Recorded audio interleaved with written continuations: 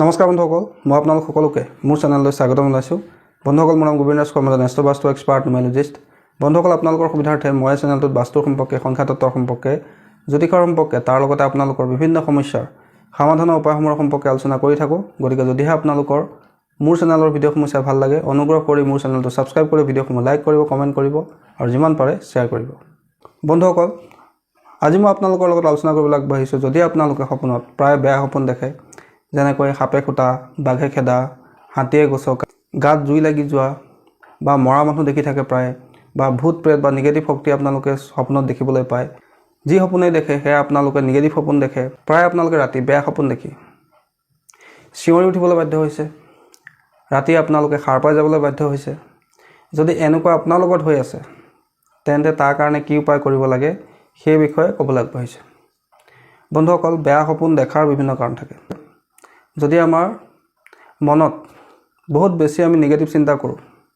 বা যদি আমাৰ অ'ৰাত, আমাৰ শৰীৰৰ যিটো অ'ৰা আছে তাৰ ওপৰত যদি নিগেটিভ শক্তিৰ প্ৰভাৱ পৰে, বা কাৰোবাৰ বেয়া নজৰ পৰে, বা যদি আপোনালোকৰ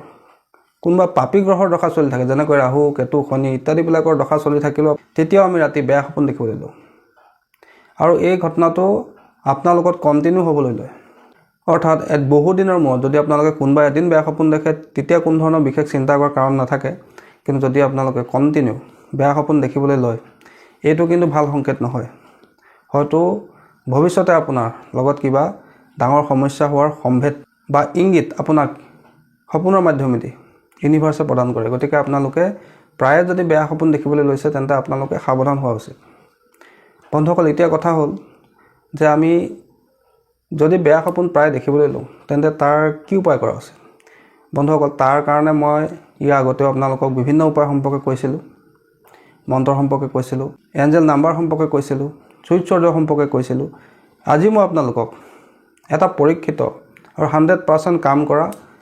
এটা উপায় সম্পৰ্কে ক'ম, যিটো উপায় যদি আপোনালোকে মই কোৱা ধৰণে প্ৰয়োগ কৰে, আপোনালোকে যদি ৰাতি প্ৰায় বেয়া সপোন দেখে, বেয়া সপোন দেখি আপোনালোকে ৰাতি সাৰ পাই যায় বা চক খাই যায় বা কেতিয়াবা চিঞৰিবলৈ বাধ্য হয়, তেন্তে সেই সমস্যা আপোনালোকৰ খুব 2-4 দিনৰ ভিতৰতে শেষ হৈ যাব। আজি যিটো উপায় মই আপোনালোকক কওঁ, আপোনালোকে গুৰুত্ব সহকাৰে শুনিব আৰু মই যেনেকৈ কওঁ সেইদৰে পালন কৰিবলৈ চেষ্টা কৰিব। বন্ধুসকল, আপোনালোকে যদি কণ্টিনিউ বেয়া সপোন দেখি থাকে আৰু তাক যদি আপোনালোকে ইগন'ৰ কৰে, এইটো কিন্তু ভাল কথা নহয়। কাৰণ ইয়াৰ সপোনৰ জৰিয়তে আমাক ইউনিভাৰ্ছে বহু কথাই ইংগিত প্ৰদান কৰে। কিন্তু অৱশ্যে সপোনৰ ফলাফলৰ সম্পৰ্কে বহুত বিভিন্ন কথা আছে, যে আমি কোনটো ৰাতিৰ পোহৰত সপোন দেখিছোঁ বা কোন দিনা আমি সপোন দেখিছোঁ, সেই দিনটোৰ কথাও আছে, বা কোন পোহৰত আমি সপোন দেখিছোঁ সেইটোও এটা কথা আছে। কিন্তু তথাপি যদি কণ্টিনিউ আপোনালোকে বেয়া সপোন দেখি থাকে, এইটো কিন্তু ভাল কথা নহয়। তাৰ কাৰণে আপোনালোকে কি কৰিব পাৰে? বন্ধুসকল, নিজৰ শৰীৰটোৰ অ'ৰাটো ক্লিন কৰিব লাগে। ফাৰ্ষ্ট কেনেকৈ কৰিব লাগে? ডেইলি আপোনালোকে গা ধোৱা পানীত গংগাজল, যদি আপোনাৰ গংগাজল নাই তেন্তে অকণমান আপোনালোকে নিমখ, বেছিকৈ নহয়, অকণমান নিমখ আপোনালোকে পানীত মিলাই, বা তাত তুলসী পাত্তা আপোনালোকে দি, বা চন্দন পাউডাৰ অকণমান মিলাই, বা গোলাপ জল অকণমান মিলাই আপোনালোকে স্নান কৰিব। যিকোনো এটা বস্তু দি পেলাই স্নান কৰিলেই হ'ব। গোটেইখিনি বস্তু যে প্ৰয়োজন তেনেকুৱা কোনো কথা নাই। ডেইলি আপোনালোকে গা ধোৱা পানীত গংগাজল মিলাব, নহ'লে চন্দন মিলাব, নহ'লে তুলসী পাত্তা দি ল'ব, নহ'লে আপোনালোকে অকণমান নিমখ দি ল'ব আৰু গা ধুবলৈ আৰম্ভ কৰিব। বন্ধুসকল, এনে কৰিলে আপোনালোকৰ শৰীৰৰ যিখিনি নিগেটিভিটি আছে, সেইখিনি গা ধোৱা পানীৰ সৈতে আপোনাৰ শৰীৰৰ পৰা আঁতৰি যায়। আৰু যেতিয়া অ'ৰা ক্লিন হ'বলৈ লয়, আমাৰ মন পজিটিভ হ'বলৈ লয়, বা আপোনাৰ ছাবকনচিয়াছ মাইণ্ডটো পজিটিভ হ'বলৈ লয়, আমাৰ বেয়া সপোন দেখাৰ প্ৰৱণতা নাইকিয়া হৈ যায়। তাৰ লগতে আপোনালোকে মই যিটো উপায় আপোনালোকক দিছোঁ, এই উপায়টো কৰিব পাৰে। কি কৰিব লাগে বন্ধুসকল? আপোনালোকে যিকোনো বাৰে, এই উপায়টো আপোনালোকৰ কোনো বাৰ নাই নিৰ্দিষ্ট যে এইটো বাৰতে কৰিব লাগিব, যিকোনো বাৰে আপোনালোকে এই উপায়টো কৰিব পাৰে। আপোনালোকে ৰাতিপুৱাৰ সময়ত গা পা ধুই ভালকৈ পৰিষ্কাৰ পৰিচ্ছন্ন হৈ শুদ্ধ বস্ত্ৰ পিন্ধি কোনো নিৰ্দিষ্ট স্থানত বহি লৈ ভোজপাত আপোনালোকে নিশ্চয় চিনি পায়। ভোজপাতত বিভিন্ন ধৰণৰ যন্ত্ৰ নিৰ্মাণ কৰা হয়, আৰু সেই ভোজপাত পূজাৰ দোকানত আপোনালোকে বিচাৰিলে পাই যাব। আৰু যদি আপোনালোকৰ ভোজপাত বিচাৰি নাপায়, তেন্তে কোনো হোৱাইট পেপাৰত, বেছি ডাঙৰ পেপাৰ নালাগে, 2x2 অকণমানি কাগজ এখনতে আপোনালোকে ৰঙা কলমৰ সৈতে এই যন্ত্ৰটো লিখিব। আৰু যন্ত্ৰটো লিখোঁতে আপোনালোকে যন্ত্ৰটোৰ তলত নিজৰ নামটো সম্পূৰ্ণ নামটো লিখিব তলত এটা মন্ত্ৰ লিখিব মন্ত্ৰটো হৈছে ওম দ্ৰুং দুৰ্গা ৰক্ষানি স্বাহা এই মন্ত্ৰটো আপোনালোকে ধুনীয়াকৈ যন্ত্ৰটোৰ তলত লিখিব বন্ধুসকল পোনপ্ৰথমে আপোনালোকে যন্ত্ৰটো বনাই ল'ব যন্ত্ৰটোৰ তলত নিজৰ নাম লিখিব তাৰ তলতে মন্ত্ৰটো লিখিব যন্ত্ৰটো লেখাৰ শেষত আপোনালোকে যন্ত্ৰটো কোনোবা নিৰ্দিষ্ট স্থানত ৰাখি ল'ব ৰাখি লৈ আপোনালোকে এডাল ধূপ জ্বলাই ল'ব ধূপডাল জ্বলাই লৈ আপোনালোকে যন্ত্ৰটোৰ চাৰিওফালে যিটো মন্ত্ৰ মই আপোনালোকক কৈছিলোঁ ওম দ্ৰুং দুৰ্গা ৰক্ষানি স্বাহা এই মন্ত্ৰটো আপোনালোকে 9 বাৰ জপ কৰিব এনেকৈ যন্ত্ৰটো ৰাখি ল'ব যন্ত্ৰটো ৰাখি ধূপডাল চাৰিওফালে ঘূৰাই ঘূৰাই আপোনালোকে এই মন্ত্ৰটোকে 9 বাৰ জপ কৰিব ওম দ্ৰুং দুৰ্গা ৰক্ষানি স্বাহা তাৰপিছত আপোনালোকে সেই যন্ত্ৰটো কেইটামান বগা খৰিও ৰাখিব কেইটামান বগা খৰিও আপোনালোকে যন্ত্ৰটো ৰাখিব যন্ত্ৰটো ধুনীয়াকৈ জাপিব জাপি লৈ আপোনালোকে নিজৰ